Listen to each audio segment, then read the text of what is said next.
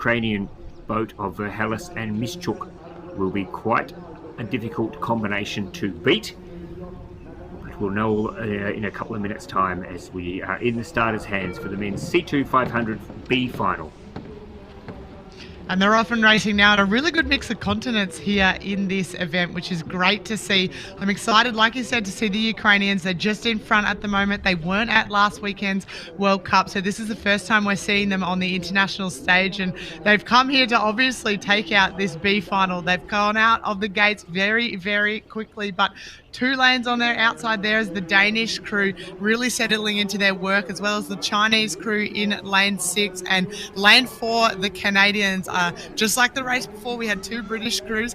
In this race, we've got 2 Canadian crews, and there might be some bragging rights on the line, so it's always good to get a win against your teammates, that's for sure. As we look at this wide shot now, and China's just starting to push ahead, maybe a quarter of a boat length ahead now as they move into their middle punt running pace. That's Lei and Zhao from China really starting to put in some solid work. So China, as we get through the halfway stage, do hold a slight lead. There's not much in it, though, because the Canadians of Billard and Promptu are now starting to make their move. They're digging pretty deep and moving through to challenge for that lead.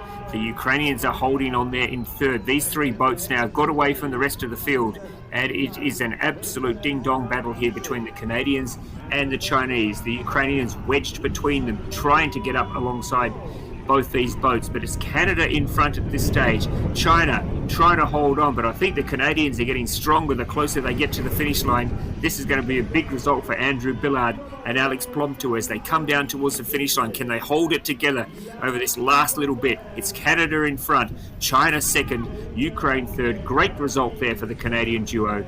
They cross the line in first ahead of China, and it is indeed Ukraine who have just managed to hold off the fast-finishing Japanese.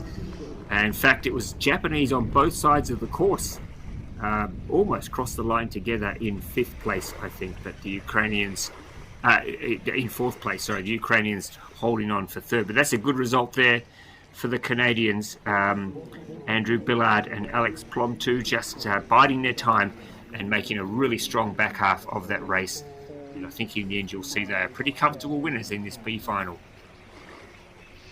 Absolutely. And what I love about that race is I reckon we, blinked and all of a sudden they had the lead change and maybe a boat or 2 lengths in front. And that's what's really exciting about these types of races. It's all about that turn of speed and who's able to really carry that speed that they've generated as well through to that finish line. So you can just see there they were kind of neck and neck with China, and then all of a sudden they just did this little bit of a jump, and that's all it takes. That little bit of a jump really starts to put the pressure on the rest of the crews, and China just not able to make up the deficit that they lost at about 200 meters. But like you said, a very good race from the Canadians, very well timed, looking awesome together as well. The boat looked like it was running nice and smoothly, and they'll be very, very happy with that, I'm sure, as will the Chinese paddlers. And like we said at the start, the Ukrainian paddlers weren't at the first World Cup last weekend, so a good start to their international season, and good to be able to get some runs on the board and some learnings as well. I'm sure they'll go home and have a look at some of the results. So there's confirmation. Billard